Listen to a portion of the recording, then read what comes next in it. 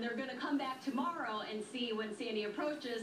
They'll probably get into the water. But Dare County emergency management officials are not planning any evacuations. What they're telling residents and visitors is just to be aware of the storm, do the usual things as in securing all the stuff outdoors, make sure you've got your emergency.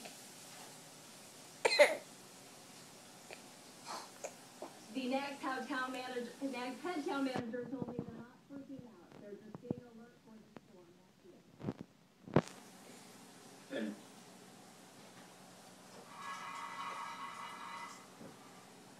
a warning because we're closer to the time that it's going to occur. And you know what's interesting down there, especially around Nags Head, their worst winds there. Strongest winds may actually not occur until Monday and Tuesday, coming from a westerly direction.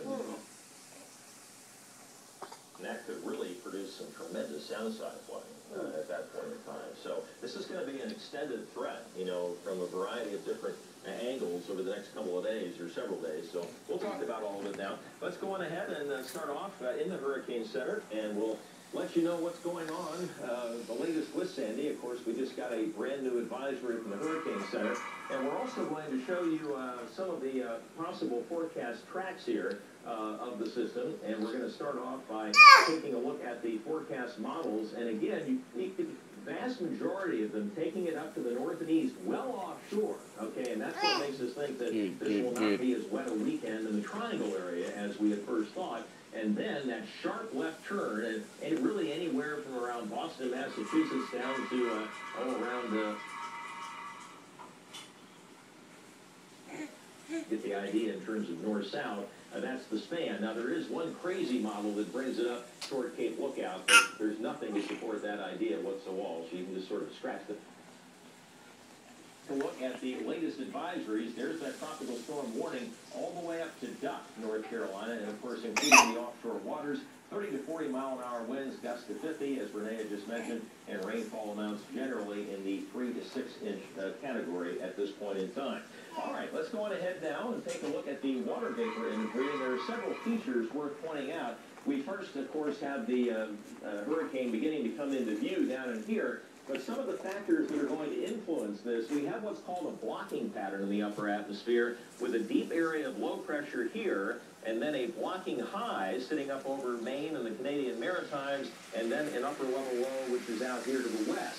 So this low is going to be forced southward underneath that blocking high, and it's when this piece of energy merges with Sandy as it comes northward where we're going to get explosive development of this low sitting off the mid-Atlantic coast. And the big question at this point is, where exactly does it make that left hook? But there's no question, this blocking high sitting here, the low being forced underneath it, is going to draw this system in toward the north and west. That's likely to happen on Monday and also on Tuesday.